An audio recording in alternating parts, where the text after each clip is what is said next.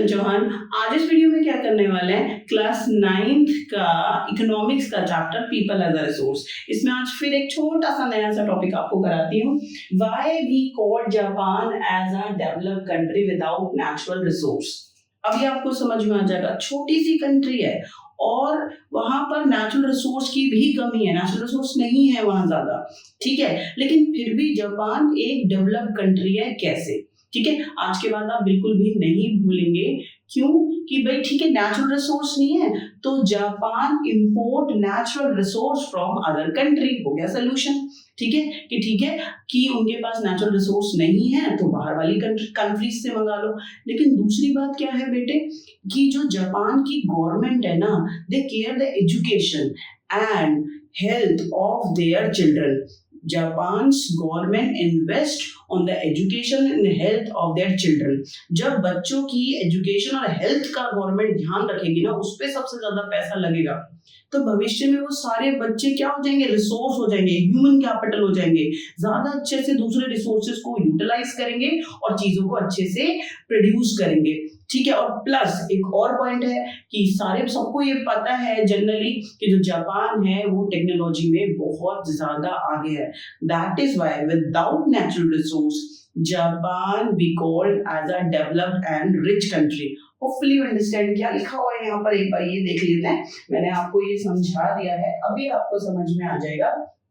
ठीक है, लाइंस में भी देख लेते हैं।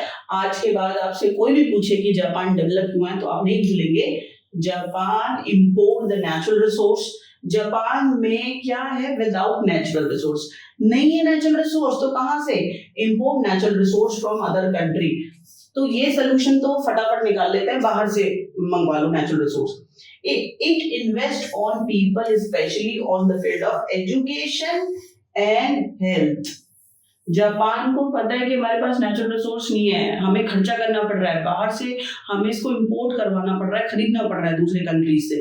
तो गवर्नमेंट कितनी समझदार है, देखो कि सारा जो ज्यादातर उनके पास है पैसे, ठीक है, बजट है, वो किस पे लगाता है, बच्चों के एजुकेशन पे और हेल्थ पे, कि बच्चों को हेल्दी कर दो, एजुकेटेड कर दो, तो अपने आप देश का भला हो जाएगा। ठीक है, जापान की बहुत बड़ी स्ट्रैटेजी है। These people have made efficient use of other resources like the land and capital। देखो, जो अनपढ़ होगा ना बेटा, वो क्या करेगा, उसके पास करोड़ों रुपए, वो उनको वेस्ट कर देगा।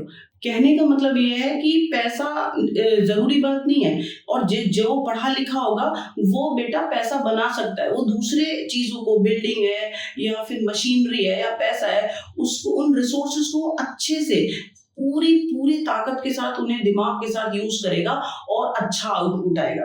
बात समझ में आ गया? क्योंकि जापान के बच्चों की हेल्थ का और एजुकेशन का ध्यान रखा जाता है, तो people become resource and they efficiently use other resources and capital. बहुत अच्छे से वो दूसरे रिसोर्स को इस्तेमाल कर पाते हैं। Efficiency and the technology involved by the people has made this country rich and developed। क्योंकि यहाँ पर बहुत ज्यादा टेक्नोलॉजी है और लोगों में एफिशिएंसी है, इसी वजह से जापान एक डेवलप्ड कंट्री है। याद हो गया, समझ में आ गया? आज के बाद तो आप नहीं भूलने वाले हैं कि जापान एक डेवलप्ड कंट्री क्यों है। नेक्स्ट वीडियो में हम नेक्स्ट टॉपिक करेंगे पीपल एज अ रिसोर्स का। तब तक के लिए बहुत खुश रहो और पढ़ते रहो।